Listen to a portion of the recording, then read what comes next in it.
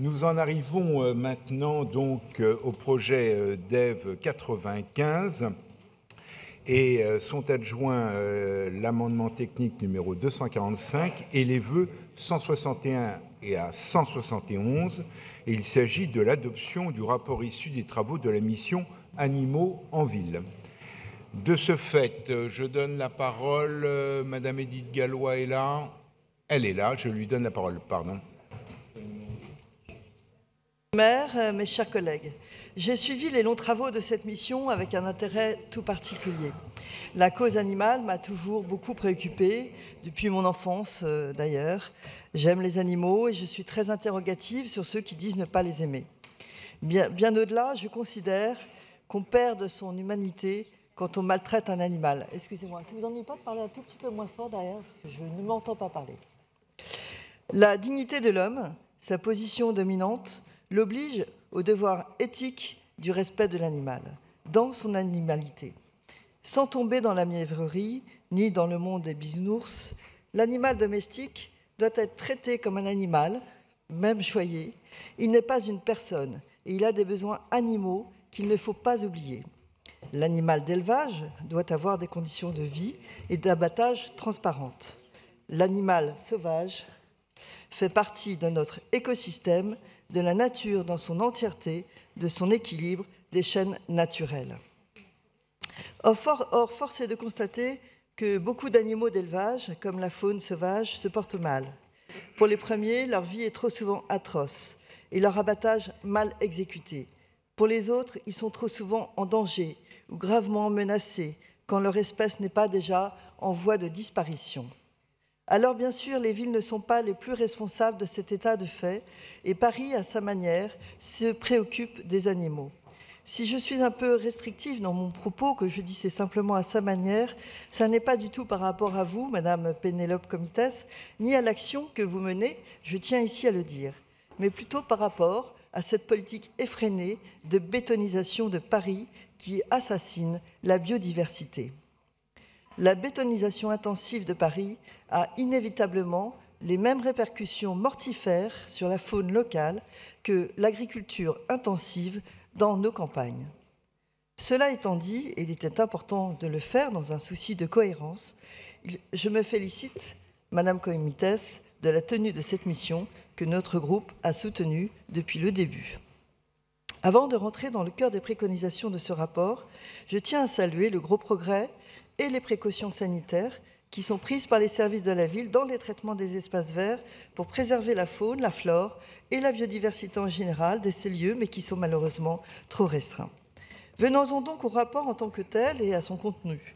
Il convient tout d'abord de saluer le travail effectué par les services de la ville et les élus. Sous votre responsabilité, Madame Comitès, nous avons pu consulter beaucoup d'experts, de passionnés, de professionnels de l'animal ou de la vie animale. Cette mission a permis d'aboutir à une stratégie très complète et à 61 préconisations dont nous veillerons particulièrement à la mise en œuvre dans les prochains mois. À ce titre, la présentation d'un bilan annuel devant le Conseil de Paris et les comités stratégiques et de pilotage ouverts aux groupes politiques seront particulièrement utiles. Je souhaiterais signaler qu'un grand nombre de propositions faites par le groupe UDI Modem sont reprises dans la stratégie que vous nous soumettez aujourd'hui et je m'en félicite. Sans revenir sur chacune de ces préconisations, je souhaiterais insister sur la place du chien en ville. Les mesures proposées vont dans le bon sens, notamment celles visant à développer les espaces canins. Ces lieux, encore trop rares à Paris, contribuent en effet à renforcer le lien social au sein du quartier. Dans une ville où 51% des habitants vivent seuls, ce n'est bien sûr pas négligeable. Ces espaces canins sont aussi des lieux privilégiés pour diffuser de l'information aux propriétaires des chiens et notamment les sensibiliser aux bonnes pratiques. On regrettera cependant que vous ne soyez pas plus volontariste sur le contrôle du ramassage des déjections. C'est un enjeu pourtant majeur pour l'acceptation de ces animaux de compagnie en ville par les autres. Pour rappel, le nombre de sanctions distribuées par la DSP pour déjection canine a baissé de 35% entre 2016 et 2007 et ce chiffre n'est malheureusement pas seulement attribuable à un sursaut civique des propriétaires de chiens. La ville ne peut donc pas se contenter de maintenir les dispositifs existants, elle doit largement renforcer son contrôle. Dans un autre registre, nous regrettons aussi que vous n'ayez pas repris notre proposition concernant une communication spécifique auprès des 475 vétérinaires exerçant à Paris. Les travaux de la mission nous ont montré que certains pouvaient avoir des comportements inappropriés et qu'une sensibilisation pouvait être nécessaire sur les bonnes pratiques à adopter, notamment en matière d'identification, de stérilisation et de signalement des traitements non adaptés. J'aimerais ensuite revenir sur la question des abattoirs. Ce sujet, comme je l'ai évoqué en introduction, est fondamental, puisqu'une société saine ne peut tolérer que l'on inflige des souffrances que je qualifierais d'inhumaines aux animaux. Et ce n'est pas parce qu'il n'y a pas d'abattoir sur les territoires parisiens qu'il faut s'en désintéresser. Nous soutiendrons donc le vœu déposé par nos collègues communistes concernant la mise en place d'un label, afin de s'assurer que les abattoirs respectent des critères exigeants en termes de travail, mais j'allais dire presque surtout en termes de conditions animales pour ce qui nous concerne aujourd'hui. J'ajouterai enfin un dernier mot sur les commerces animaliers. Notre groupe avait dans sa contribution fait part de sa préoccupation quant à ces commerces pour que certains encouragent des achats compulsifs et donnent une image dégradante de l'animal enfermé dans sa cage sans considérer cette vie qui est longue après qu'il faut quand même assumer. Là encore, la labellisation visant à assurer de la provenance des animaux et de leur bon traitement est une solution, à l'instar de ce que propose un vœu du groupe DP.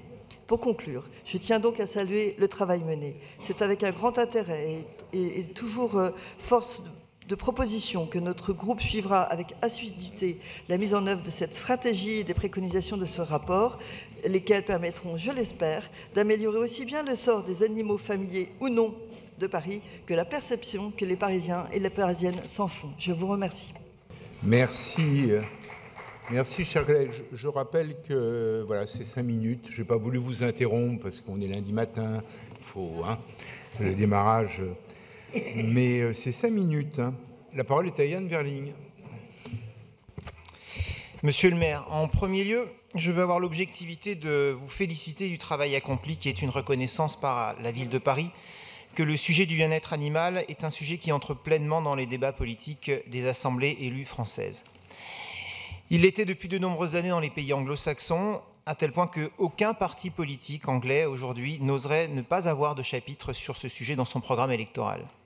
En France, il reste encore malheureusement trop d'élus qui en sourient ou méprisent avec dédain une question qu'ils rangent au registre d'une sensiblerie déplacée. Mais l'opinion publique sait rappeler aux décideurs que nous sommes, que les barbaries que nous infligeons aux animaux ne sont plus tolérables. C'est devenu une question morale qu'on ne peut plus durablement mettre de côté au motif toujours avancé jusqu'à présent qu'il y aurait des choses plus urgentes à traiter. C'est donc un remerciement que je vous adresse, car depuis plus de 25 ans de militantisme sur cette question du bien-être animal, je me réjouis que nous puissions en débattre enfin sérieusement. Sur le contenu de ce que la délibération propose, quelques remarques. Évidemment, dans un premier temps, je voudrais revenir sur la question des animaux sauvages utilisés dans les cirques et spectacles vivants. Je veux redire ici que le sujet n'est pas seulement une question de bien-être animal. Quand vous montrez des animaux sauvages dans des spectacles vivants, et notamment des animaux inscrits sur les listes des animaux en voie de disparition, vous envoyez un message bien au-delà du seul public qui vient regarder les spectacles. Vous envoyez un message à tous les braconniers de la planète qui constatent avec satisfaction que nous restons consommateurs d'animaux en voie de disparition et que cet Occident riche reste un territoire en demande et qu'en conséquence, quoi qu'on leur dise, ils savent qu'ils peuvent continuer leur massacre car ils se disent qu'un marché continue d'exister, même si les clients finaux, je le reconnais bien volontiers, ne sont pas les cirques eux-mêmes. En renonçant au cirque et spectacle avec animaux sauvages, c'est donc aussi un message éminemment fort que nous envoyons à tous ceux qui se battent contre l'érosion dramatique de notre diversité biologique. Grâce aux vœux adoptés par ce Conseil à ce sujet il y a quelques mois, un travail a été réalisé par Pénélope Comites, que je veux saluer, avec un panel de professionnels et avec des circassiens pour accompagner la fin des cirques avec animaux sauvages. La dernière réunion nous a conduit à constater qu'une forme de deal, si je puis dire, était possible avec les circassiens. À eux de s'engager dans la fin des numéros avec animaux sauvages, à nous de les accompagner pour faire face au manque à gagner, indubitable, et communiquer sur les nouveaux numéros qui vont être développés. Sans forcément fixer ici de délai, j'ai eu le sentiment lors de ces réunions que nous pourrions arriver avant la fin de cette mandature, à la fin des numéros avec animaux sauvages. Je trouve que réussir cela d'un commun accord serait une formidable réussite pour Paris et je le crois pour tous les cirques à l'échelle nationale tout entière. Certaines questions dépassant la seule situation parisienne resteront entières. Je pense notamment à l'accueil des... Pardon, je m'en mets les pinceaux. D'autres questions resteront tout à fait sans solution immédiate, mais je crois qu'il faudra continuer d'y travailler. Je pense notamment à l'accueil des animaux sauvages issus des cirques, s'ils ne sont plus d'usage dans les numéros qui vont être abandonnés. Quelques remarques sur d'autres points de la délibération. Le doute sur leur origine et la maltraitance sur les animaux de compagnie vendus dans les animaleries ne sera pas pleinement résolu par la signature par la charte que vous proposez. Cela n'est pas du ressort de la ville, mais sans doute pourrons-nous porter ce sujet plus fortement auprès du préfet et de l'État afin de supprimer de la vente les animaux dont l'origine ne serait pas pleinement et entièrement respectueuse de la biodiversité, en tout cas pour les animaux domestiques, et du bien-être animal dans les élevages de manière générale. Je crois en tout cas que dans les cas précis des entreprises faisant commerce d'animaux de compagnie déjà condamnés par la justice, notre action pourrait de manière plus forte agir pour interdire leurs activités sur le territoire parisien.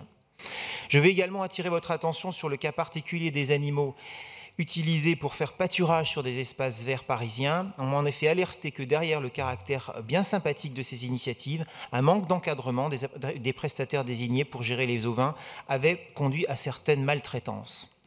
En tout état de cause, l'ensemble des propositions de cette délibération vont évidemment dans le bon sens. Je les salue, Monsieur le maire et Madame l'adjointe, et c'est la raison pour laquelle, avec satisfaction, nous voterons cette délibération. Je vous remercie.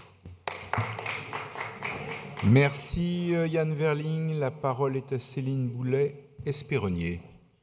Merci Monsieur le maire, mes chers collègues. À l'heure où les préoccupations liées à la condition animale sont de plus en plus prégnantes dans la société française, les Français, tout comme les Parisiens, mangent de moins en moins de viande, devenant ainsi des consommateurs, sont de plus attentifs aux conditions de vie et d'abattage des animaux et sont davantage soucieux de la préservation de la faune qui les entoure. Il était par conséquent de la responsabilité de l'exécutif parisien, et tant de le faire d'ailleurs, de s'intéresser à ces questions et de s'interroger sur la relation entre l'homme et l'animal en ville. Paris ne devant pas être à la traîne de ces questions. Depuis quelques années, des réformes législatives importantes ont été menées à ce sujet, exprimant le changement de regard de la société sur le statut des animaux. Depuis janvier 2015, le Code civil reconnaît les animaux comme des êtres vivants doués de sensibilité et non plus comme de simples biens meubles, et la loi sur la reconquête de la biodiversité d'août 2016 a fait disparaître la notion d'espèce animale nuisible du Code de l'environnement. Ainsi, le Conseil de Paris doit épouser le mouvement qui émane de la société et être à l'écoute de la population parisienne qui exerce de plus en plus une pression positive sur les pouvoirs publics pour faire remonter des attentes fortes dans le domaine du bien-être animal et de la préservation de la biodiversité. Nous nous félicitons donc qu'à la suite d'un vœu de septembre 2016, une mission Animaux en ville ait vu le jour afin de faire de Paris une ville accordant toute leur place aux animaux. Et je remercie Pénélope Comitès pour le temps qu'elle y a consacré. Le rapport issu des travaux de cette mission, dont nous avons à juger aujourd'hui, se fixe des objectifs ambitieux et énonce quelques préconisations intéressantes. Cependant, il ne faut pas que la ville se repose trop sur les associations, comme par exemple au sujet de la gestion des colonies de chats errants. Les milieux associatifs qui font un travail remarquable doivent être épaulés par l'action des pouvoirs publics et non se substituer à eux. La mairie ne peut pas se contenter de distribuer des subsides aux associations, mais doit s'impliquer pleinement et par elle-même, notamment par l'intermédiaire de ses services, dans la défense des animaux en ville. Par ailleurs, j'aimerais aborder le sujet des abeilles, dont Albert Einstein disait que si elles disparaissaient de la surface du globe, l'homme n'aurait plus que quelques années à vivre. Il est primordial de préserver les abeilles qui participent à la pollinisation des fleurs à l'origine de la reproduction végétale et donc au maintien de la vie sur Terre. En mars 2016, la ville de Paris a voté un plan ruche qui avait pour but de développer un environnement favorable aux abeilles et aux pollinisateurs sauvages en plantant des végétaux nectarifères, en mettant en œuvre une politique zéro phyto pour la gestion des espaces verts, en luttant contre le frelon asiatique et en implantant des ruches et des abris à pollinisateurs sauvages. Sur le site internet paris.fr, il est indiqué que Paris compte, au recensement de 2015, près de 700 ruches et un patrimoine municipal de 143 ruches, réunis dans 23 ruchers, gérés par des associations et des particuliers apiculteurs dans le cadre de conventions d'occupation du domaine public. J'aimerais savoir si ces chiffres ont été actualisés depuis 2015 et quel bilan on peut d'ores et déjà tirer de cet ambitieux plan de défense des abeilles. Pour finir, j'aimerais évoquer une question qui me tient particulièrement à cœur, comme d'autres dans cet hémicycle bien sûr, celle des animaux sauvages dans les cirques.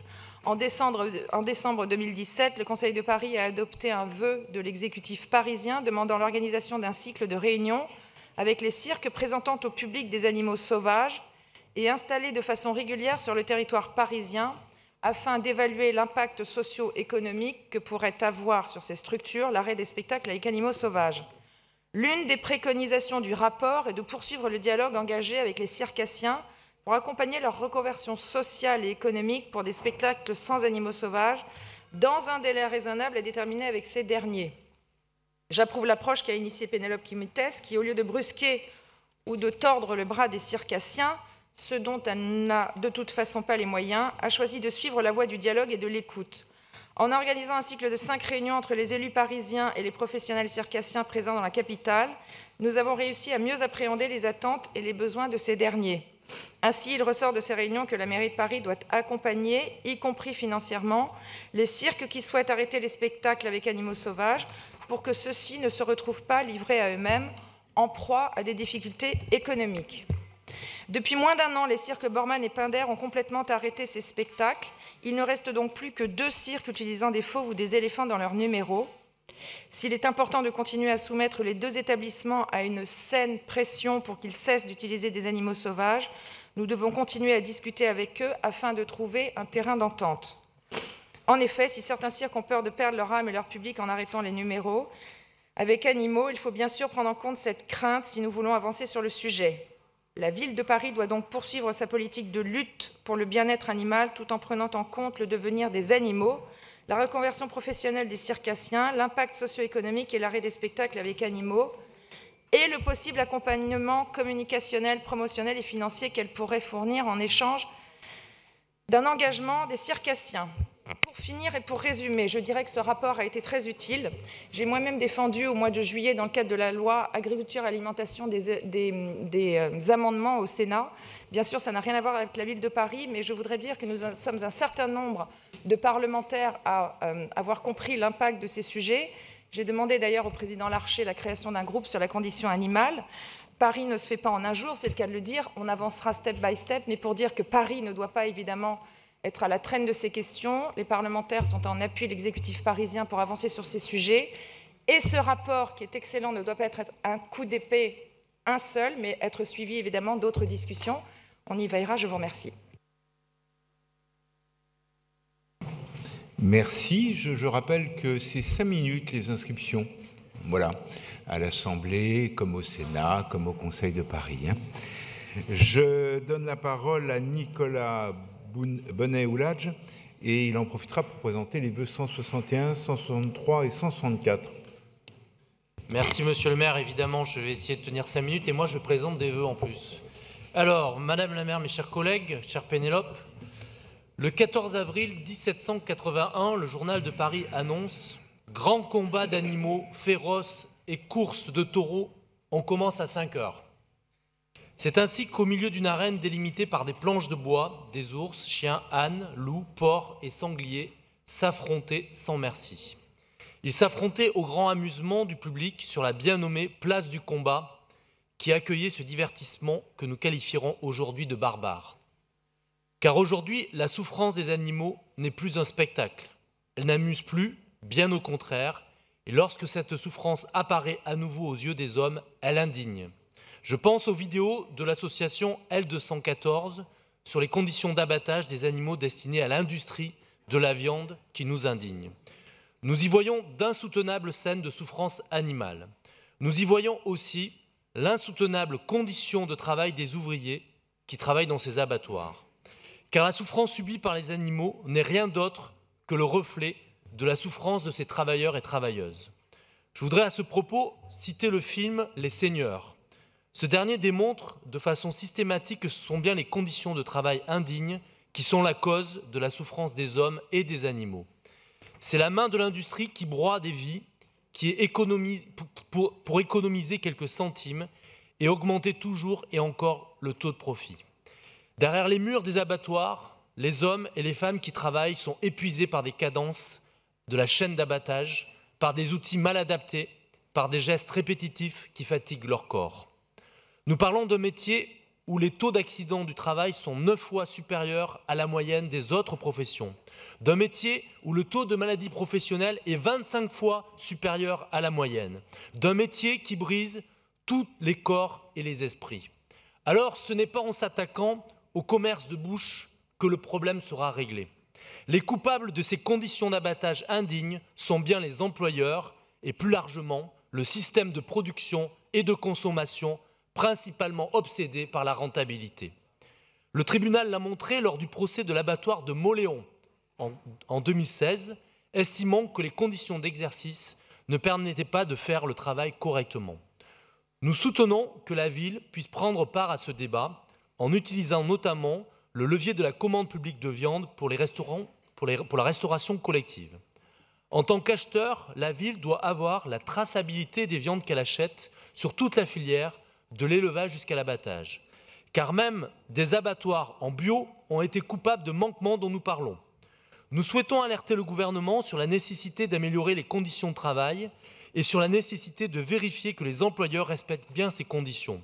Nous demandons par un vœu qu'un label doit être décerné aux abattoirs afin de faire la lumière sur ces conditions de travail et d'abattage en vigueur et au sein de ces enceintes. Nous demandons qu'une clause soit insérée dans les marchés publics de la ville. Nous avons par ailleurs voulu ajouter au débat autour de la place des animaux dans notre ville la question de leur marchandisation. Si nous ne partageons pas les conceptions antispécistes, nous estimons, comme la loi l'indique, que les animaux sont des êtres sensibles. À ce titre, ils ne peuvent être des marchandises comme les autres. Nous demandons que la ville puisse être le moteur d'un mouvement qui visera à interdire les animaleries. Car on ne devrait pas pouvoir acheter un animal, mais plutôt adopter un compagnon d'une vie. Nous demandons également de revoir les affichages pédagogiques de la ferme de Paris, afin que ce soit la connaissance des animaux présentés qui soit au cœur des textes et non l'utilité de ces animaux que peuvent avoir les êtres humains. Cela peut sembler très peu de choses, mais cela nous semble essentiel pour comprendre les rapports entre les hommes et les animaux. Je reviendrai à la place du combat que j'évoquais en début d'intervention. Elle a été débaptisée depuis pour porter le nom d'un militant communiste et résistant, le colonel Fabien. Un vrai symbole dans l'évolution de nos combats. Celui de ce changement que nous appelons de nos voeux, ce changement qui mettra fin à toute exploitation. Celui qui fait résonner tout particulièrement, et je finirai là-dessus, les mots de Louise Michel. Au fond de ma révolte contre les forts, je trouve du plus loin qui me souviennent l'horreur des tortures infligées aux bêtes, des cruautés que l'on voit dans les campagnes commettre sur les animaux, de l'aspect horrible de leurs conditions, date avec ma pitié pour eux la compréhension des crimes de la force. C'est ainsi que ceux qui tiennent les peuples agissent envers eux. Je vous remercie. Merci Nicolas Bonnet-Oulage. La parole est maintenant à Julien Bargeton qui intégrera dans son intervention les présentations des vœux 162 et 165. Merci Monsieur le Président. En 2015, l'Assemblée nationale a reconnu que les animaux étaient des êtres doués de sensibilité, écartant ainsi la théorie de l'animal-machine de Descartes. Cette évolution législative, liée à une évolution sociétale, doit nous interpeller. Nous le voyons, les Parisiens et les Français, de manière générale, sont de plus en plus concernés par la question de la condition animale, y compris d'ailleurs dans cette rentrée littéraire pour ceux qui s'intéressent aux romans qui ont paru. Les cas de maltraitance diffusés sur les réseaux sociaux choquent de plus en plus. Dès lors, la responsabilité des pouvoirs publics est de prendre en compte cette prise de conscience. Une mission Animaux en ville a donc vu le jour en vue de faire un certain nombre de propositions. Nous nous en réjouissons et aussi du nombre important de participants et de contributions. Cela va dans le bon sens. 4 axes ont été retenus avec 15 objectifs, 61 préconisations. Je ne vais pas bien sûr revenir sur l'ensemble de ces mesures. Je voudrais insister sur quelques points. D'abord, nous le savons, la place de l'animal en ville est diverse. La question des animaleries est peu traitée, Nicolas Bonnet en a parlé, alors qu'elle est un acteur majeur de la question animale en ville.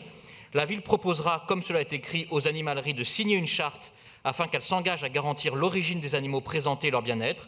Nous partageons cet objectif, mais nous proposons via un vœu déposé par ma collègue Anne-Christine Lang, que la Ville de Paris puisse mettre en place un label afin d'encourager les animaleries à établir des partenariats avec les refuges dans le but de proposer des animaux abandonnés en priorité. Nombre des achats sont compulsifs, entraînant dans beaucoup de cas un abandon inacceptable. Nous faisons en sorte de créer ainsi un écosystème bienfaisant intégrant différents acteurs, refuges et animaleries, pour le bien des animaux abandonnés. Deuxième point, la mission évoque à certaines reprises la question de la population, celle des chats, des corneilles, des goélands. Nous voulons remettre le sujet des rats, alors que vous parlez de gérer des populations d'espèces animales commensales, ne sont prises en compte que des oiseaux et non les rats qui, eux aussi, se nourrissent de déchets. Ainsi, notre second vœu demande une étude indépendante sur les rats afin de pouvoir déterminer leur nombre, leur habitude, leur comportement. Il s'agit de mieux comprendre pour mieux agir. Je tiens à rappeler que notre groupe est très attaché à la recherche et au partenariat scientifique. Le partenariat avec le Muséum national d'histoire naturelle serait bienvenu. Et vous parlez aussi de sensibilisation des enfants sur la place des animaux en ville. C'est mon troisième et dernier point. Je rappelle que le plan Mercredi, annoncé par le ministre de l'Éducation, a justement pour objectif de proposer des activités de grande qualité dans les domaines de la culture, du sport, mais aussi de la découverte de la nature. Enfin, je tiens à rappeler qu'une loi récente a doublé les peines pour maltraitance animale qui passent de 6 mois à 1 an d'emprisonnement et sont assorties d'une amende de 15 000 €, a prévu également la possibilité pour les associations de protection animale de se porter partie civile et la désignation d'un responsable de la protection animale dans chaque abattoir avec le statut de lanceur d'alerte. Je souhaite pour finir remercier les associations, les élus, les citoyens qui se sont engagés dans ce travail collectif très intéressant. Merci beaucoup. Merci Julien Bargeton. La parole est à David Béliard. Oui, monsieur le maire, mes chers collègues, les animaux ont toujours fait partie de nos vies et de nos villes. Toutefois, leur présence en milieu urbain n'a fait que s'effriter à mesure que les espaces ouverts se sont raréfiés pour laisser place aux constructions afin que nous, citadins, puissions nous loger, travailler et produire. L'homme urbain, déconnecté progressivement de la nature, a très vite négligé la place à donner aux animaux dans la ville. Pire encore, il a détruit et détruit encore d'ailleurs leur habitat naturel. Les animaux étaient en effet considérés comme partie négligeable, annexe de nos vies et de nos existences. Preuve en est les regards écarquillés des petits Parisiens et des petites Parisiennes lorsqu'ils voient des animaux aussi communs qu'une poule, un mouton ou une vache. Les études scientifiques menées ces dernières décennies n'ont pourtant de cesse de nous informer sur les grandes sensibilités et facultés des animaux. Certains de leurs comportements en viennent même à nous troubler par leur proximité avec les nôtres. Je pense notamment à la notion d'apprentissage chez les fourmis. En 2012, des neuroscientifiques du MIT ont signé un manifeste revendiquant l'existence de conscience chez de nombreuses espèces animales. Et pourtant, grâce notamment à la députée écologiste Laurence Abeille, cela ne fait que 3 ans que les animaux sont considérés comme des êtres sensibles et non comme des biens meubles par le législateur. Quand la reconquête de la biodiversité se confronte à la grande extinction, un des défis majeurs des villes d'aujourd'hui est bien de favoriser le retour et le maintien des espèces animales en zone urbaine et plus généralement de retrouver des liens avec les vivants, tous les vivants. Cette lutte fait d'ailleurs partie de l'ADN politique de notre groupe. Inévitable, la présence des animaux domestiques et liminaires dans notre quotidien est même essentielle. Réduction du stress, sortie de l'isolement, apaisement, les bienfaits du contact homme-animaux sont maintenant très connus. Pour toutes ces raisons, il est pour nous primordial d'aborder la question du rapport entre l'être humain et l'animal comme une question sociétale et politique.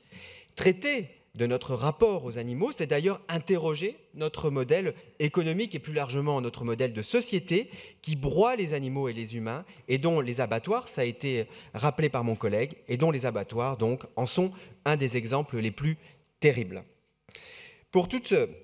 Déjà en 2014, notre groupe demandait la garantie d'offrir aux animaux une véritable place dans la ville, que notre territoire soit résilient pour toutes les espèces du vivant. En septembre 2016, nous avions demandé la mise en place d'une mission animaux. Il fallait que Paris montre l'exemple et marque un premier pas décisif pour que la cause animale sur son territoire soit enfin prise en considération. Il était urgent d'engager un vrai travail sur le sujet en concertation avec l'ensemble des acteurs concernés. Vous y aviez été sensibles, chers collègues, et nous vous en remercions. Les échanges qui ont pris place entre élus, associations et acteurs concernés durant les 8 réunions thématiques et les 3 visites, ainsi que la participation directe des Parisiennes et des Parisiens, montrent à quel point ce travail était aussi nécessaire qu'attendu. J'en profite d'ailleurs pour remercier ma collègue Pénélope Comitès, son cabinet, ainsi que les services concernés qui ont permis la rédaction de ce rapport. Les données fournies sont nécessaires pour continuer le travail de la ville dans la mise en place d'actions qui favorisent la pédagogie, le respect et le bien-être de la faune sauvage, mais également des animaux domestiques. Il y a encore de nombreux manques, des points à améliorer, mais je crois déjà, et c'est un des bilans positifs de ce travail, que nous pouvons dire qu'avec cette mission, les animaux se sont invités dans l'agenda politique de notre Conseil. Il n'est d'ailleurs qu'à voir le nombre de propositions de tous les groupes représentés au Conseil pour comprendre que définitivement, la question animale est devenue une question politique. Je laisserai mes collègues Jacques Boutot et Joël Morel poursuivre plus en détail mon propos. Je vous remercie.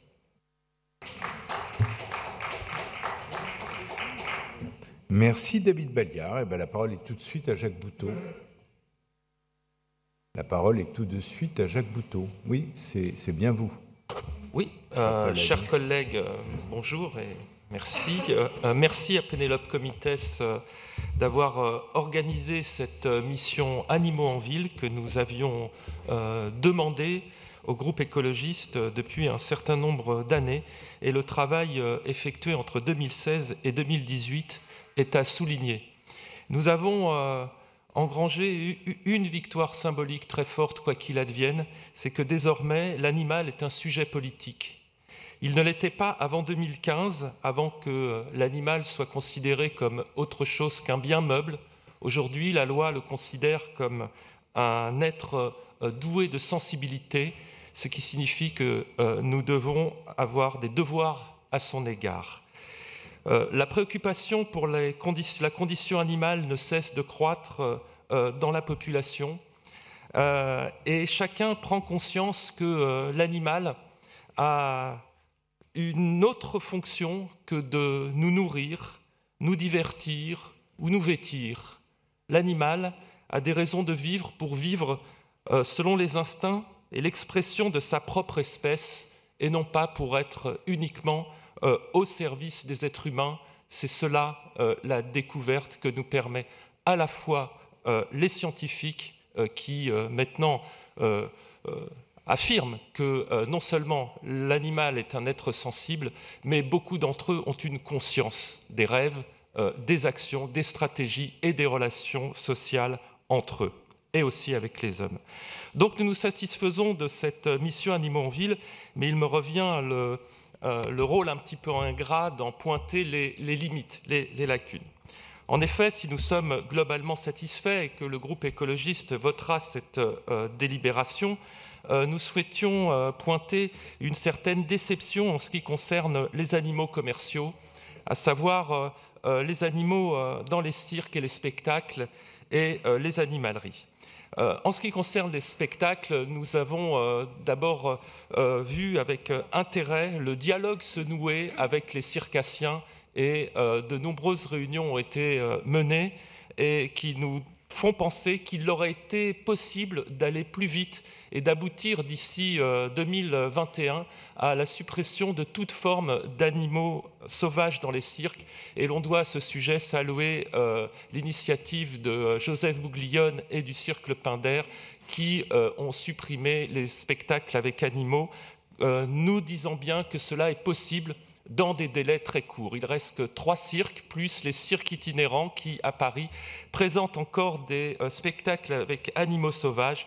Et comme cela a été dit, renvoyant ainsi un bien mauvais message aux trafiquants qui braconnent les derniers lions, éléphants et autres fauves en Afrique en particulier. Nous pensons qu'il était possible d'aboutir beaucoup plus vite, mais il faut que la ville compense les pertes des circassiens et notamment les aide en la reconversion de leurs spectacles.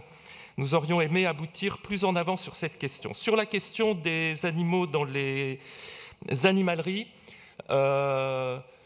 on pouvait aussi, je pense, aller beaucoup plus loin. Nous avons demandé à ce que un label soit mis en place pour que les animaux qui sont vendus dans ces espaces ne soient issus que des refuges, puisque, on le sait aujourd'hui, une grande majorité, en tout cas une partie importante de ces animaux sont originaires de trafic, et les animaux sont particulièrement maltraités. Il suffit de voir d'ailleurs la taille des cages dans lesquelles ils sont détenus en attendant que les clients viennent les acheter, souvent par compassion, par achat impulsif, et non pas pour des raisons plus rationnelles. Enfin, je voudrais pointer les dernières lacunes qui nous paraissaient importantes. Ce sont la question des animaux commensaux, c'est-à-dire les animaux sauvages mais qui vivent à côté de nous, les rats et les pigeons. Sur les pigeons, si nous nous satisfaisons de la conférence qui va être organisée au début du 2019, avant le printemps 2019, par la ville sur la question des pigeons, nous souhaiterions que les études qui ont été rédigées, notamment le rapport sur les pigeonniers, nous soient transmis, puisque la question des pigeonniers est essentielle pour réguler la population des pigeons sans cruauté, et que l'étude des associations Espace et Aéro nous soit également transmise dans des délais suffisamment importants, c'est-à-dire suite à cette séance du Conseil de Paris, pour que nous puissions anticiper, mieux travailler cette conférence de début 2019. Pardon, début 2019, ça y est, je l'ai dit.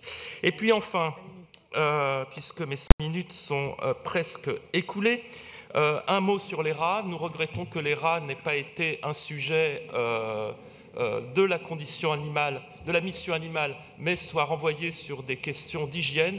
Les rats sont des animaux qui ne sont plus des animaux nuisibles. Vous savez que le code animal a supprimé la notion d'animal nuisible au profit d'animaux pouvant engendrer des dégâts. Là, il faudrait vraiment terminer. Hein. Vous êtes à 6 minutes. Je terminerai mon intervention dans la deuxième partie de ce débat. Merci Jacques Boutot. La parole est à Daniel Simonet. Je laisse le temps de l'ovation et je donne la parole à Daniel Simonet qui porte les vœux 166 à 171. Eh oui. Merci Monsieur le maire. Je commencerai peut-être par dire tout ça pour ça. Parce qu'en fait, l'exécutif parisien a créé cette mission Animaux en ville il y a plus de 2 ans, souvenez-vous, en réponse à un vœu du groupe Europe Écologie Les Verts, demandant l'interdiction des cirques avec animaux sauvages dans Paris. Alors, je salue tout le travail et les discussions avec notamment les circassiens, mais avec plus d'1 an de retard, la mission Animaux en ville a enfin présenté son rapport, pour au final ne pas s'engager à interdire les cirques avec animaux sauvages, contrairement à d'autres villes comme Montpellier ou Strasbourg. C'est pourtant une mesure souhaitée par 67% des Français selon un sondage IFOP pour 30 millions d'avis. Donc tout ça pour ça. Quel manque de courage. Cette question des cirques sans animaux sauvages est pourtant essentielle, à la fois pour une question de prise en compte de la souffrance animale. Oui, les animaux sont des êtres sensibles et dorénavant c'est inscrit dans les textes de loi votés à l'Assemblée nationale. C'est une question, cela a été rappelé, de respect de la biodiversité. Les animaux en voie de disparition, eh bien, on doit refuser le commerce, la chasse, le braconnage, et quelle très mauvaise image on donne à donner à voir des animaux sauvages dans nos cirques. Mais c'est aussi une question, je dirais, plus philosophique, plus civilisationnelle. Et là, je citerai moi aussi Louise Michel, une citation courte. « Plus l'homme est féroce envers la bête, plus il est rampant devant les hommes qui le dominent. » Et on comprend bien à un moment donné la fonction qu'a pu avoir ces manifestations soi-disant de loisirs où les hommes eh bien, montrent leur pouvoir sur les animaux et leur capacité de faire souffrir les animaux. Quelle fonction symbolique dans les rapports sociaux de domination cela peut avoir. Donc oui, c'est aussi une question philosophique, pas simplement pour le respect de la condition animale, mais dans la remise en cause des rapports de domination entre les hommes eux-mêmes. Il y a des travaux d'ailleurs fort intéressants qui ont fait une corrélation entre les rapports de domination animale et les conditions des rapports de domination patriarcale. Mais je ne développerai ici pas plus. Donc oui, je propose à travers mes vœux, notamment, que la ville de Paris s'engage au plus vite à n'autoriser sur le territoire parisien que des cirques sans animaux sauvages. Paris ne doit plus cautionner les conditions indignes de souffrance et d'enfermement imposées aux animaux sauvages dans ce type de structure. Alors, sur le reste du rapport Animaux en ville, j'ai entendu beaucoup de collègues saluer, féliciter la richesse des propositions. Moi, je suis beaucoup plus critique. Voilà, je trouve qu'il manque énormément de choses. Et pour pallier à cela, je souhaiterais qu'on crée un poste d'adjoint à la condition animale, comme c'est le cas dans nombre de grandes villes françaises, à Toulouse, Marseille, Lille, et villes européennes comme à Berlin et Hambourg. Et il faudrait bien sûr doter une administration dédiée à cette délégation. Pour améliorer concrètement la condition des animaux à Paris, je propose aussi d'autres vœux. Qu'un parc parisien soit de manière expérimentale aménagé pour l'accueil des animaux liminaires, lapins, moineaux, pigeons, ramiers, écureuils, hérissons. C'est important de penser un parc expérimental ainsi, parce que vous savez que dans nos parcs, même si on a des animaux liminaires qui y sont, tout est pensé avec la centralité de l'homme et de sa capacité, de l'homme et de la femme et de sa capacité à se promener. Pensez à un moment donné un parc expérimental avec d'abord et avant tout une organisation de l'espace et des habitats naturels pour préserver la biodiversité et préserver justement ces animaux liminaires nécessite de repenser avec les éthologues et les urbanistes et les paysagistes l'ensemble de l'organisation des parcs. Je propose de nouveau que la pêche soit interdite sur le territoire parisien. Donc je reviens avec ce sujet et je déplore qu'il soit totalement absent du rapport de la commission en ville. Je veux dire, quand il y a un sujet qui ne fait pas l'unanimité, même quand on est en désaccord, c'est bien quand même de le citer, si je pense une question de respect démocratique des débats. Vous savez que la pêche, qu'il est interdit de manger les poissons de la Seine et de l'Ourcq pour des raisons de santé publique. C'est donc aussi interdit de les vendre. Or, il y a aussi des ventes sauvages qui continuent d'avoir lieu à Paris. Et plus la précarité et la misère vont augmenter, plus ça va avoir lieu. Donc, il ne faut plus pêcher le poisson. Et pour ceux qui sont attachés à la pêche de loisir, je dirais, mais écoutez, si vous croyez que les poissons ne souffrent pas, arrêtez de considérer les poissons comme un jeu, ça n'est pas un loisir. Je propose pour finir que les fermes de Paris deviennent des refuges pour animaux abandonnés ou maltraités, avec une sensibilisation aux enjeux de la protection animale et de soutenir les alternatives aux logiques d'élevage intensif productiviste, non respectueux du bien-être animal, et que la ville renonce aux fermes mobiles. Je propose que la ville assume financièrement l'entretien des animaux âgés qu'elle a employés. Et pour finir, j'ai une question à poser à Madame Vieux-Charrier, excusez-moi. L'association Paris Animosopolis a joué un rôle extrêmement important dans tout le débat que nous avons eu sur la mémoire des animaux de la Première Guerre mondiale. Il me paraîtrait impensable qu'il ne soit pas associé à la commission, le groupe de travail autour de cette selle. Je voudrais savoir ce qu'il en est. Je vous remercie. Merci Daniel Simonet. Je vous invite vraiment, chers collègues, à respecter votre temps de 5 minutes, parce que sinon, vous mesurez les conséquences sur la fin de cette séance. Pour répondre aux intervenants, je donne la parole à Pénélope Comites et 2 autres adjoints seront aussi mobilisés, Aurélie Solence et Christophe Nadjowski. Mais c'est tout d'abord Pénélope Comites. Merci beaucoup. Je voudrais d'abord remercier tous mes collègues, non seulement pour leurs interventions, mais également pour leur participation très active et leurs propositions dans le cadre de cette mission animaux et de leur écoute pendant ces 2 années. Comme il a été dit, nous avons effectivement beaucoup travaillé avec des réunions thématiques, des visites. Les Parisiens ont également pu s'exprimer. Et je voudrais remercier les services de la ville et en particulier Léa Théraube et Anne Duplessis et mon cabinet pour le travail qui a été fait, ainsi que les services de l'État et la préfecture de police avec qui nous avons travaillé.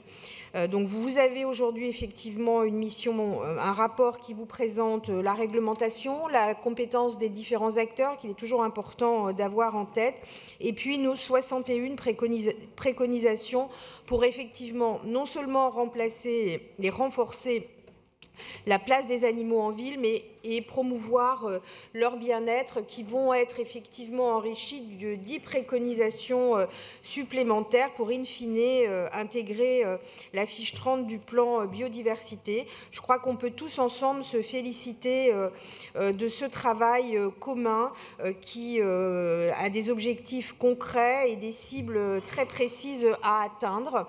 Et donc, nous allons y travailler tous ensemble dans les mois qui nous restent. Je vais répondre aux différents vœux qui ont été proposés.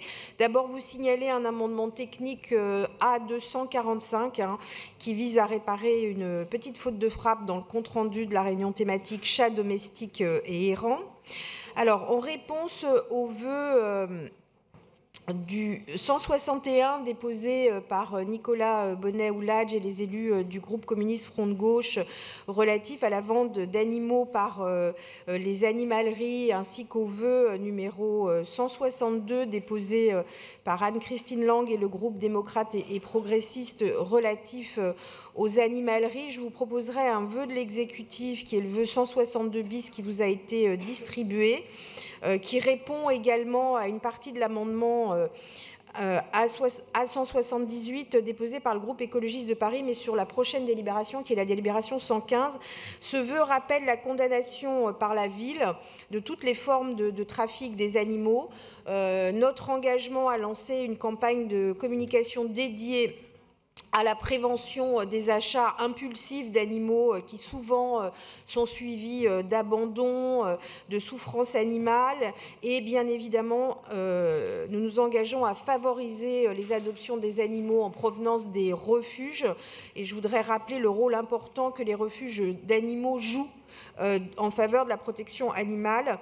Ce vœu propose également que la ville étudie la mise en place d'un label afin d'encourager les animaleries qui bien évidemment le souhaiteraient, mais nous allons les sensibiliser, présentes sur son territoire, à établir des partenariats avec les refuges de manière à ce que ces animaleries ne présentent que des animaux issus de refuges à adopter, ce qui effectivement est le cas dans d'autres villes à l'étranger. Et oui, Monsieur Verling, nous allons essayer d'aller plus loin, notamment avec la préfecture de police sur ce sujet.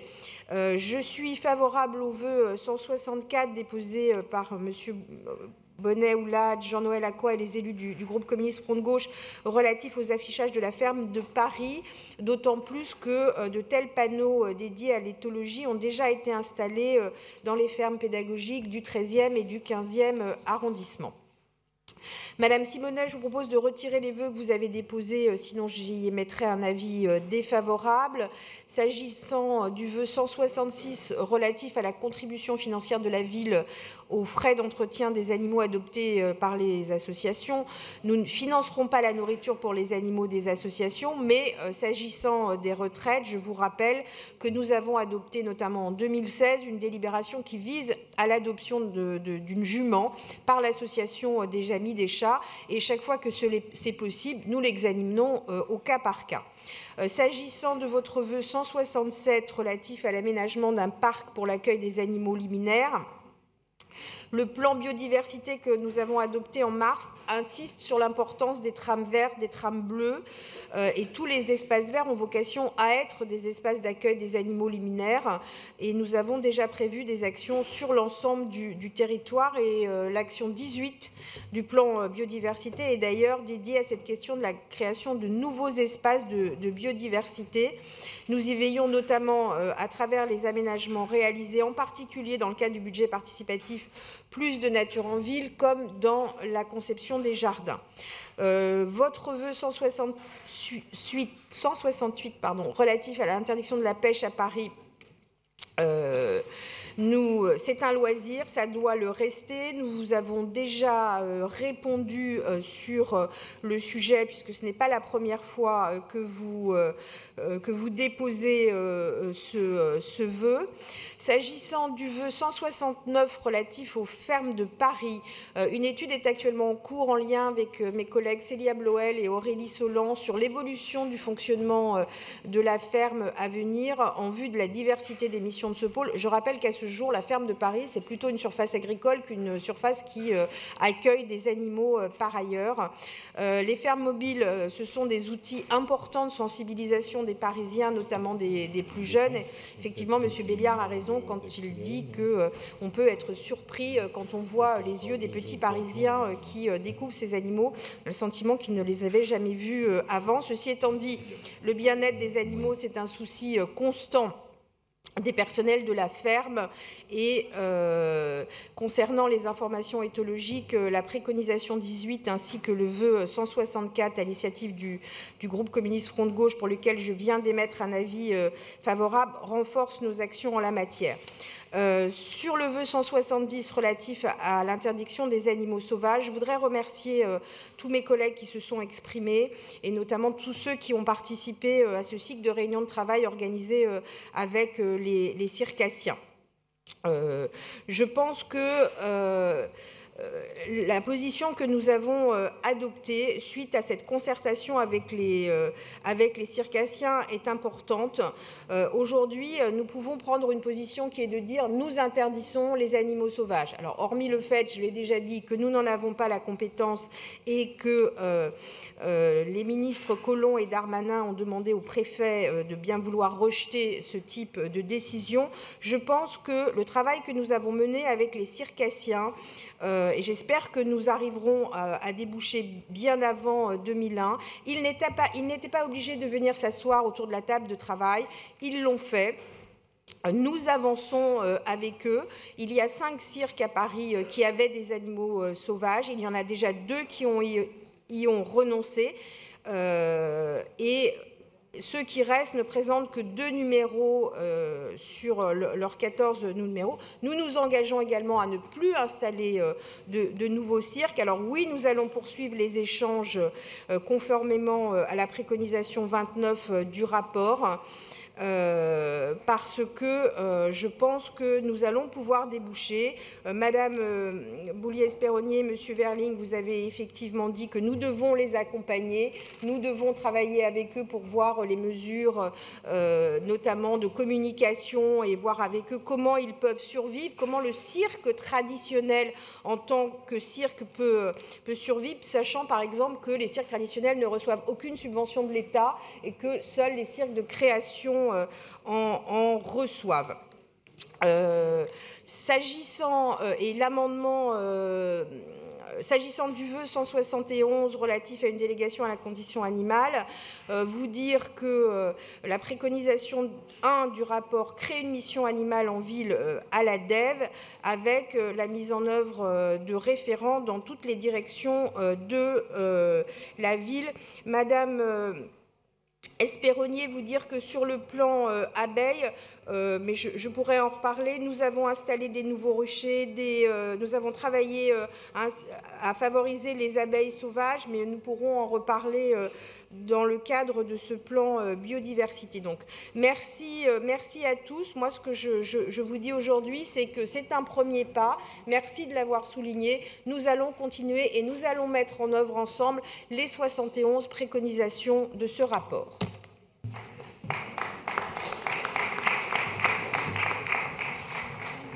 Merci Pénélope Comitès.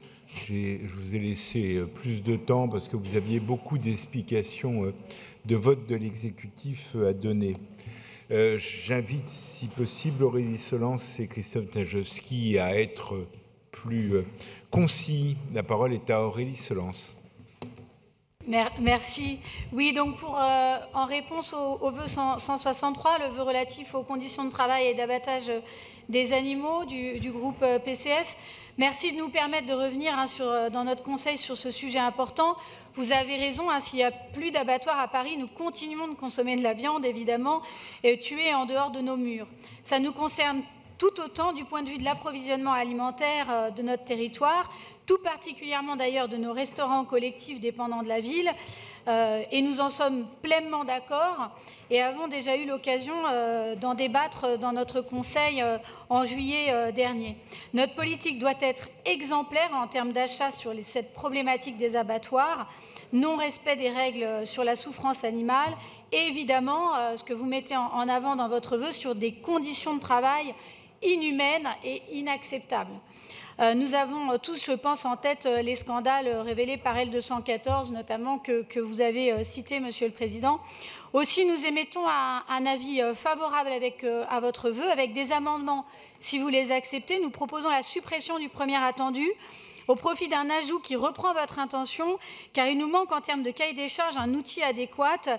Et c'est un enjeu d'ailleurs sur lequel nous interpellerons à nouveau le gouvernement.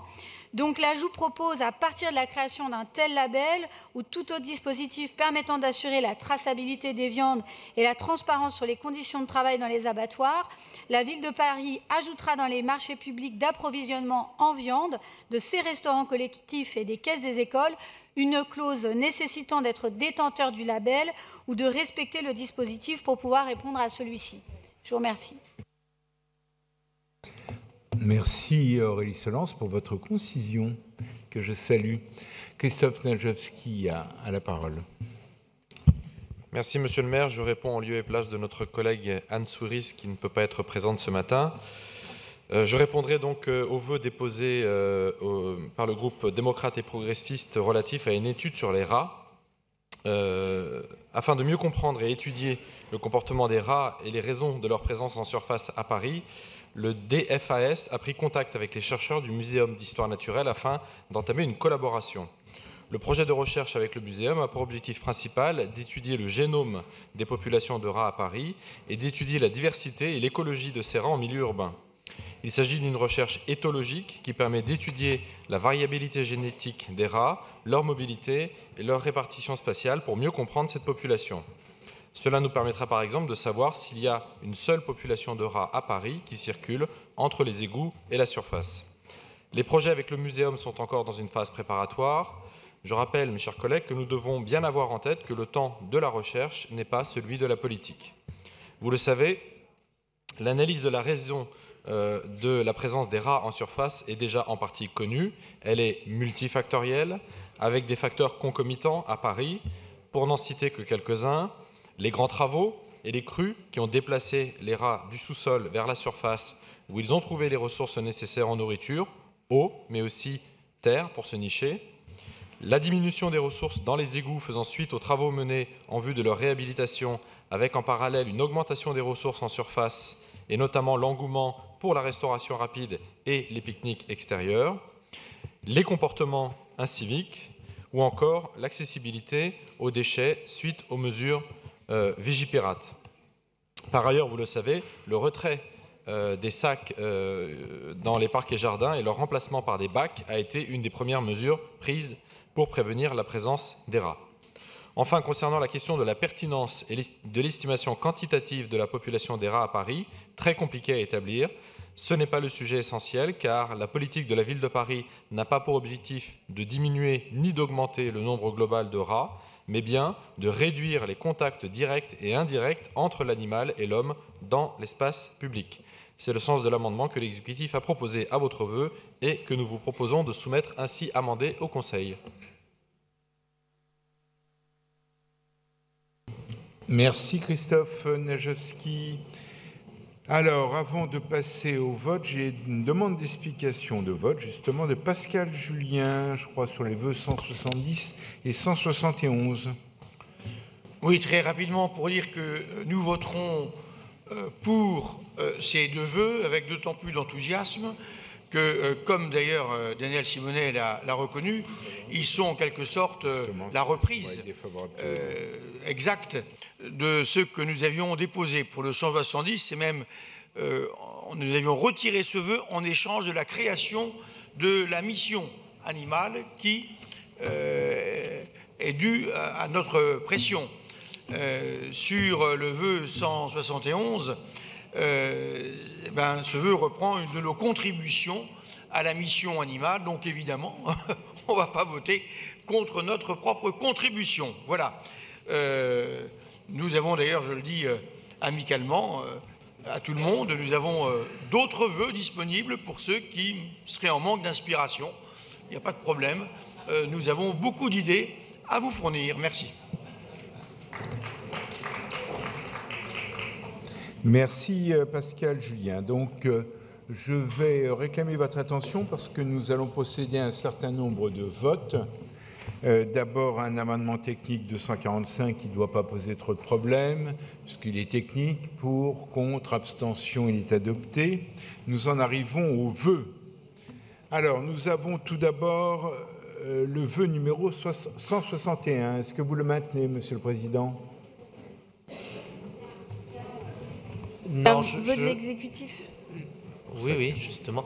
Donc, je vais le retirer au profit de le vœu de l'exécutif et j'en profite pour saluer le travail de Pénélope Comitès dans cette mission et le travail aussi qui a permis de rassembler plusieurs vœux. Voilà, donc ça n'a pas été un travail simple et elle a été très efficace, donc bravo à Pénélope Comitès. Parfait. Donc, vous retirez votre vœu au profit du vœu d'exécutif numéro 162 bis. Je me tourne vers le groupe démocrate et progressiste. Retire-t-il également son vœu numéro 162? Qui me répond? Oui. Le vœu 162 est retiré. Donc, je mets logiquement aux voix le vœu 162 bis de l'exécutif. Qui est pour? Qui est contre? Qui s'abstient? Il est adopté. Pardon. Il y a une demande d'intervention? Non? Hein? Alors, nous en arrivons maintenant au vœu 163 du groupe communiste qui a été amendé par l'exécutif, si mes informations sont bonnes. Donc, l'avis de l'exécutif est favorable si amendé. Je le mets aux voix. Qui est pour? Qui est contre? Qui s'abstient? Il est adopté. Nous en arrivons au vœu 164 avec un avis favorable de l'exécutif. Qui est pour? Qui est contre? Qui s'abstient? Il est adopté. Nous en arrivons au vœu 165 du groupe démocrate et progressiste avec un amendement d'exécutif que vous acceptez. Donc, favorable et amendé. Qui est pour? Qui est contre? Qui s'abstient? Il est adopté. Nous en arrivons au vœu de Daniel Simonet. Alors, sur le 166, le retirez-vous, Madame Simonet? Non. L'avis de l'exécutif est défavorable. Qui est pour? Qui est contre? Qui s'abstient? Il n'est pas adopté. Je mets aux voix le vœu numéro 167 avec un avis défavorable de l'exécutif. Qui est pour? Qui est contre? Il n'est pas adopté. Je mets aux voix le vœu numéro 168 avec un avis défavorable de l'exécutif. Qui est pour? Qui est contre? Qui s'abstient? Il n'est pas adopté. Je mets aux voix le vœu 169. Vous le maintenez toujours, Madame Simonet? Oui. Avis défavorable de l'exécutif. Qui est pour? Qui est contre? Qui s'abstient? Il n'est pas adopté. Je mets aux voix le vœu numéro 170 avec un avis défavorable de l'exécutif. Qui est pour? Qui est contre? Il n'est pas adopté. Je mets aux voix le vœu numéro 171 de Daniel Simonet avec un avis défavorable de l'exécutif. Qui est pour? Qui est contre? Qui s'abstient? Il n'est pas adopté. Je mets de fait aux voix le projet DEV 95. Qui est pour? Qui est contre? Qui s'abstient? Il est adopté. Je vous remercie. Nous passons maintenant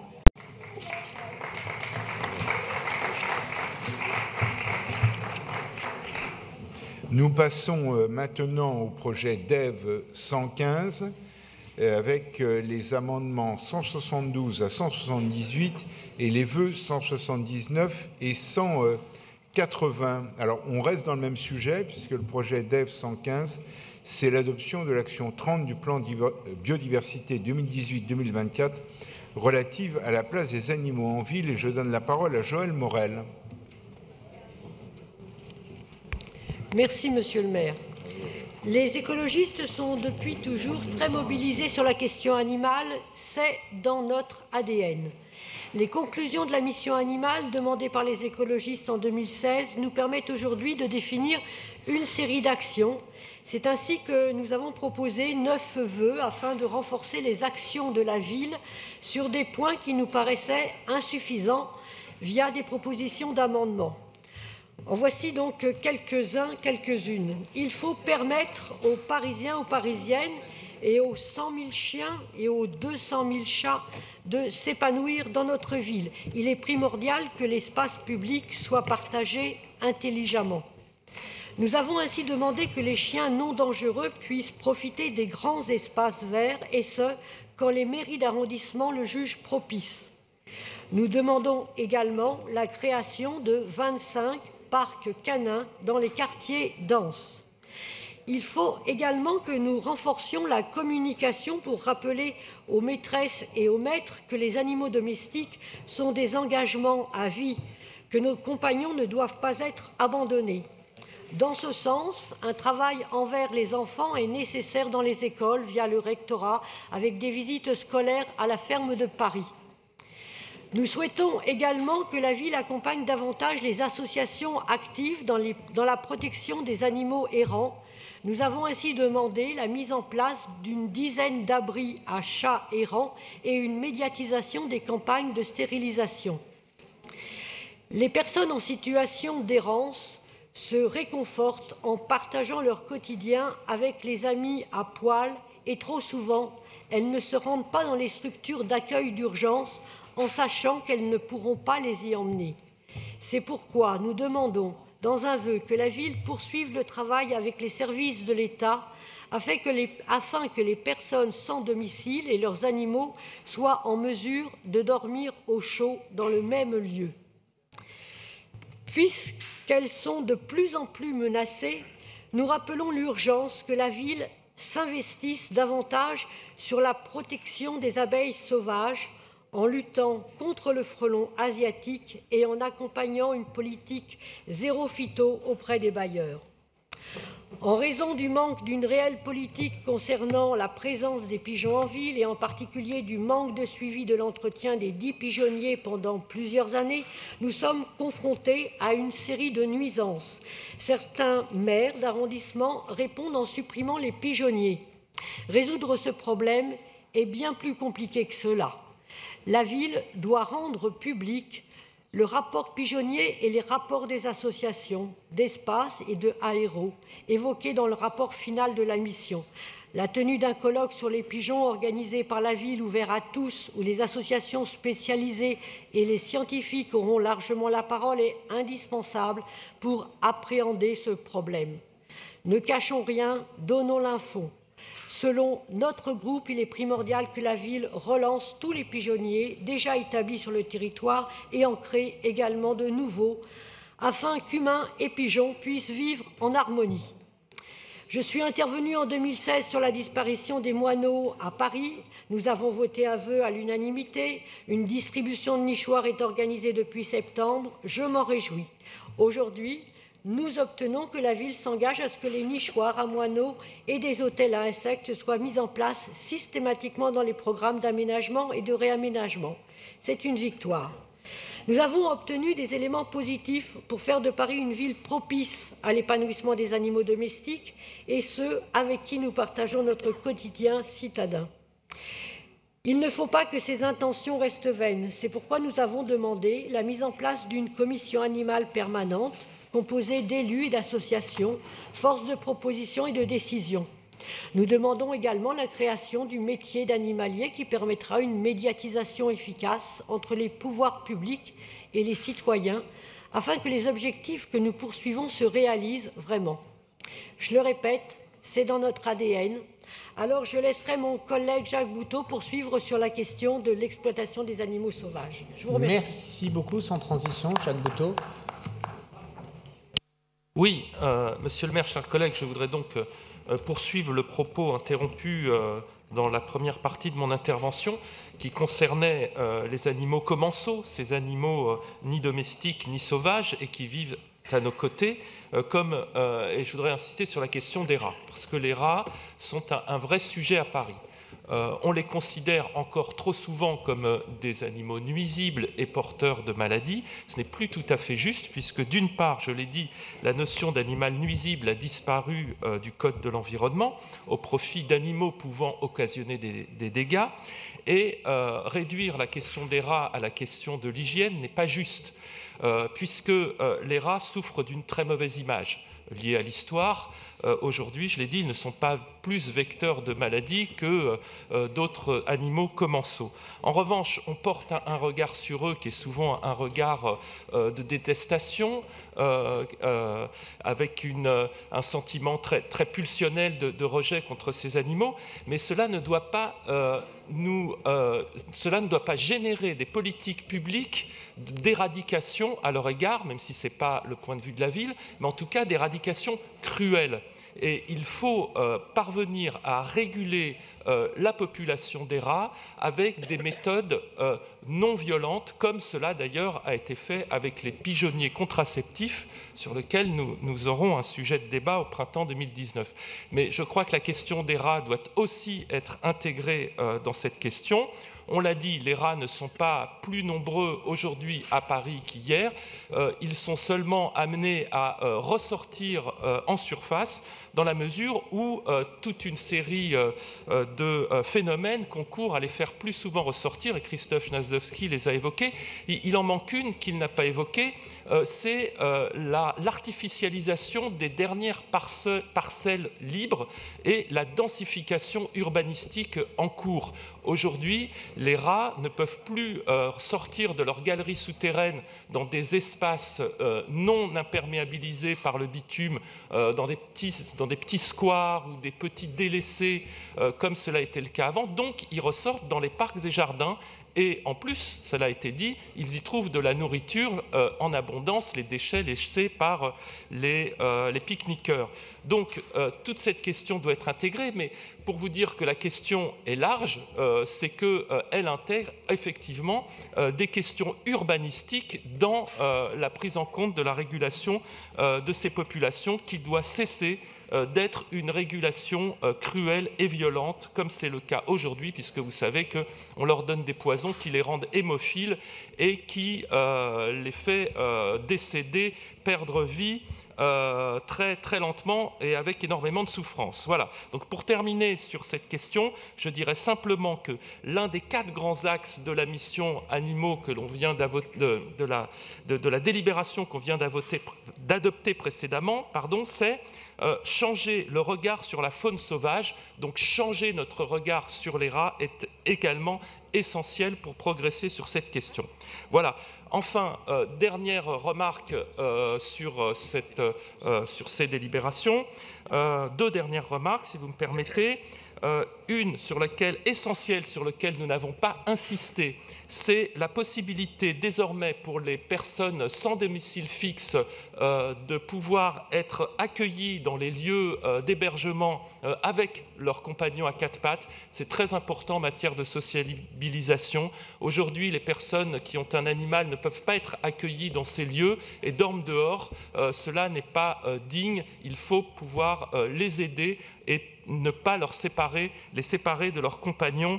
Et vous savez que les liens entre un animal de rue et une personne de rue sont très, très, très, très puissants, très forts, et les séparer est souvent aussi de très mauvaises politiques. Enfin, en ce qui concerne la gouvernance, nous ne sommes qu'à moitié satisfaits. Nous-mêmes, nous aurions préféré que la ville aille beaucoup plus loin, qu'il y ait un adjoint qui soit dédié à cette question, avec une administration à son service. Nous avons obtenu une mission animale permanente liée à la DEV, avec des élus et une administration, donc la DEV, qui traitera ces questions. Je pense que l'on pourrait, à ce niveau-là, encore progresser, mais je l'ai dit, au final, l'animal étant désormais une vraie question politique à Paris, c'est d'abord ça la victoire que nous pouvons revendiquer toutes et tous, et c'est la raison pour laquelle nous voterons aussi, en tant qu'écologistes, cette délibération. Je vous remercie. Merci beaucoup. Danielle Simonet s'était inscrite, mais elle est absente. Je passe donc la parole d'abord à Pénélope Comites pour la réponse de l'exécutif et ensuite à Aurélie Solan, si je comprends bien. Pénélope. Oui, merci, Monsieur le maire, merci. Bon, je ne reviendrai pas, chers collègues, sur les échanges que nous avons eus auparavant dans le cadre de la mission Animaux en ville. La délibération qui vise à adopter donc la 30e et dernière fiche action du plan biodiversité étant, je dirais, en pleine phase de réalisation, hein, avec que ce soit l'ouverture d'un certain nombre de nouveaux espaces verts, le premier tronçon de la petite ceinture dans le 20e, l'appel à projet pour l'installation de 19 ruchers dans Paris, les nichoirs et hôtels à insectes, la fête des animaux, la première édition de Fête le Paris de la biodiversité, des marques qui ont été créées. Donc, on voit bien qu'en termes de biodiversité, nous avançons. Alors, un certain nombre d'amendements ont été déposés sur cette délibération par le groupe écologiste. Donc, je vais proposer en réponse à ces amendements un amendement de l'exécutif 178 bis qui va porter le nombre de ces préconisations à 71. Tout d'abord, en réponse à l'amendement A176 relatif à la gouvernance et la mise en application des actions préconisées par la mission Animaux en ville, donc une nouvelle préconisation pour présenter un bilan annuel aux associations en amont du comité stratégique annuel, après bien évidemment avoir saisi toutes ces associations et avoir travaillé avec elles. En réponse à l'amendement A172 relatif à la disparition des abeilles, et dans la continuité des actions que nous faisons, nous ajoutons 2 préconisations. L'une qui vise à intégrer, l'une visant à l'intégration par contre du plan ruche et pollinisateur déjà adopté en Conseil de Paris en 2016, et l'autre à organiser en janvier 2020 une réunion de présentation du travail de thèse qui est lancé, cofinancé par la ville sur ce sujet. Et cette réunion permettra effectivement de présenter la méthodologie et les premières données qui ont été recueillies par la doctorante ou le doctorant recruté. En réponse à l'amendement A173 relatif à la multiplication des nichoirs à oiseaux et hôtels à insectes qui avait été lancé dans le cadre du budget participatif, nous ajoutons effectivement une préconisation pour veiller à la mise en place systématique de nichoirs à moineaux et d'hôtels à insectes dans les programmes d'aménagement, de réaménagement de bâtiments ou d'espaces publics. Nous menons dans ce cadre une politique très, très volontariste visant à l'intégration de la biodiversité dans toutes les étapes des projets d'aménagement. Nous avons commencé bien évidemment à distribuer des nichoirs et la semaine dernière, j'ai déjà un bailleur social par exemple qui m'a demandé plus d'une vingtaine de nichoirs pour ses habitations. En réponse à l'amendement 174 relatif au renforcement d'actions pédagogiques auprès des jeunes parisiens, l'amendement de l'exécutif ajoute une nouvelle préconisation qui vise à solliciter le rectorat afin de faire connaître aux directeurs et directrices d'école la possibilité de visiter la ferme de Paris et les fermes pédagogiques. Il complète aussi donc la préconisation 17 qui est informer les établissements scolaires de la présence de la ferme mobile. Donc on enverra effectivement un courrier à tous les directeurs des écoles élémentaires.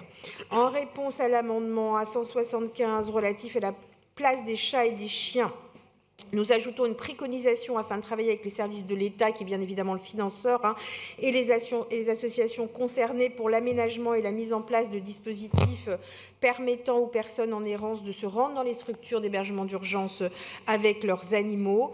Les campagnes de recensement s'accompagneront également de la médiatisation de campagnes de stérilisation aussi, en veillant à la mise en valeur des associations partenaires. Nous précisons également que nous allons vers des conventionnement pour 10 abris pour chats errants après présentation de ceux qui existent déjà et d'une cartographie des lieux potentiels qui peuvent accueillir ces abris en collaboration avec les associations concernées, les mairies d'arrondissement. Et puis l'amendement de l'exécutif réévalue à au moins 25 le nombre d'espaces canins qui devront être aménagés et répartis équitablement sur l'ensemble du territoire en lien avec les mairies d'arrondissement, comme nous renforcerons également les actions de la ville pour verbaliser, mais ça se fait déjà, mais on le renforcera, le non-ramassage des déjections canines. Concernant l'amendement 177 relatif à la place des pigeons en ville, avec l'amendement de l'exécutif, nous ajoutons donc 2 préconisations. L'une pour organiser un colloque public pour présenter l'étude effectuée par les associations missionnées ainsi que les préconisations des associations et des chercheurs qualifiés sur le sujet. L'autre visant à la construction et la gestion de pigeonniers dans le cadre de chantiers jeunes. Et le bilan annuel des pigeonniers vous sera présenté en 3e commission. Sur l'amendement A178 relatif à l'exploitation d'animaux à usage commercial, il prévoit effectivement, et c'est l'amendement que nous avons adopté précédemment concernant la mission animaux, qui vise effectivement à solliciter les autorités compétentes pour un contrôle renforcé des animaleries et de garantir l'origine des animaux, le respect des obligations légales et éviter le trafic. Je ne reviendrai pas sur la présence des animaux sauvages, donc je demanderai un retrait au profit de l'amendement de l'exécutif. Et puis avant de laisser la parole à ma collègue Aurélie Solan pour vous répondre sur les vœux 179 et 180, je vais conclure en rappelant que cette fiche donc finalise le plan biodiversité. Nous avons avec cela un plan d'action clair et net pour renforcer la place des animaux en ville. Merci encore à mon cabinet et aux services de la ville, et notamment à Léa Théraube et Anne Duplessis pour ce travail. Merci Aurélie Solan. Oui, merci. Réponse donc au vœu 179 du GEP relatif à la promotion d'une alimentation végétarienne à Paris. Merci pour ce vœu qui aborde à nouveau l'alimentation et les enjeux de la part protidique sous l'angle des grands enjeux écologiques, du climat et de la biodiversité. C'est toute la démarche de la ville avec notre nouveau plan climat air énergie. Une approche systémique pour porter la transition écologique de notre ville, préserver la santé des pollutions aux pesticides et porter ensemble notre contribution concrète aux accords de Paris. Donc l'alimentation arrive évidemment dans le peloton de tête des émissions de gaz à effet de serre, ce qui implique aujourd'hui une trajectoire et une méthode pour notre plan alimentation durable renforcée du côté de l'impact carbone de l'assiette. Plus de végétal, plus de local, logistique durable, bien sûr, lutte contre le gaspillage. Alors, des éléments concrets, un bilan carbone de nos cantines a été effectué et un indicateur sur le grammage de protéines animales proposé aux gestionnaires de la ville cette année, a été proposé aux gestionnaires de la ville cette année. Aussi, donc, c'est très concrètement qu'a été ajouté, inscrit au plan d'alimentation durable en cours, la généralisation à l'ensemble de notre restauration collective d'un repas végétarien hebdomadaire en 2016.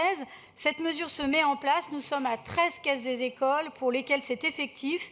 Et la mesure se met en place aussi dans toutes nos crèches avec beaucoup de sérieux sur un plan nutritionnel.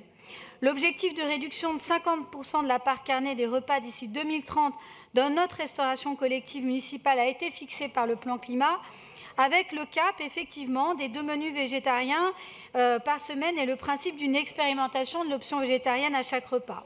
Alors, où en sommes-nous?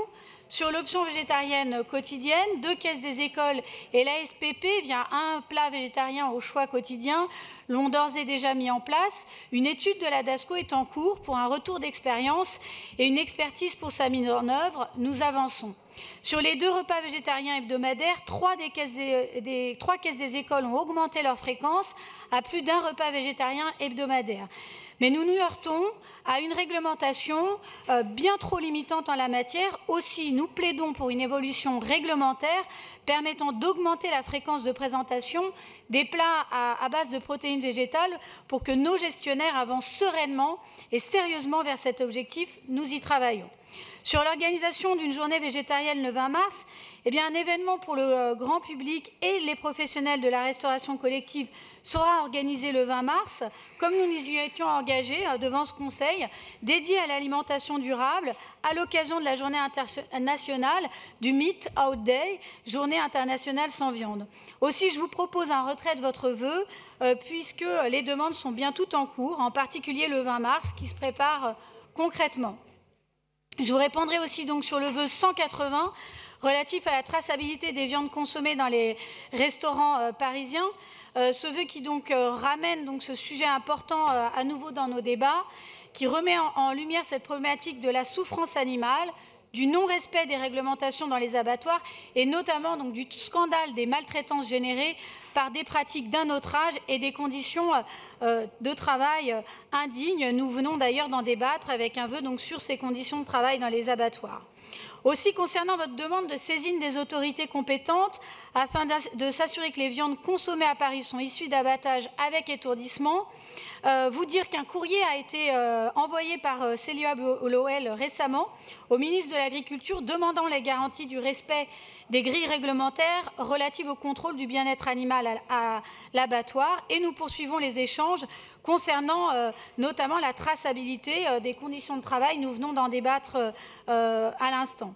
Concernant votre demande que la ville encourage les restaurateurs et les entreprises de restaurants collectifs à passer davantage par des filières vertueuses et bio, je rappelle que dans le cadre de la stratégie alimentaire de Paris que nous avons adoptée en mai dernier, nous avons fixé le cap de diminuer le bilan carbone à alimentation du territoire et pour mobiliser les acteurs de la restauration et notamment les restaurateurs et les entreprises de la restauration collective, l'axe 4 de la stratégie comporte une batterie d'actions visant à sensibiliser et soutenir les initiatives locales. Nous sommes donc pleinement d'accord avec votre attendu qui va dans ce sens. Par ailleurs, plusieurs actions de la stratégie concourent aussi à votre demande. Que la ville mène un travail commun avec la région Île-de-France pour encourager la structuration d'une filière bio, locale et responsable de la viande. Nous sommes donc pleinement d'accord avec cet objectif et même d'ailleurs au-delà, à l'échelle du bassin parisien et donc avec les régions limitrophes. Aussi, donc avis favorable. Merci beaucoup. Alors, les amendements du groupe écologiste de Paris 172 à 178 font l'objet d'une demande de retrait au profit de l'amendement 178 bis et pour une partie d'entre eux du vœu 162 bis de l'exécutif. Est-ce que les amendements 172 à 178 sont retirés? Très bien, je vous remercie. Ce qui me permet directement de mettre aux voix l'amendement 178 bis de l'exécutif avec un avis donc évidemment favorable. Qui est pour? Qui est contre? Qui s'abstient? Il est adopté. Ensuite, le vœu 179 du groupe écologiste de Paris est-il maintenu? Il est retiré, parfait. Et un avis favorable enfin sur le vœu 180 du groupe écologiste de Paris, qui est pour, qui est contre, qui s'abstient. Il est adopté. Je mets aux voix la délibération DEV 95, qui est pour, qui est contre, qui s'abstient. Elle est adoptée.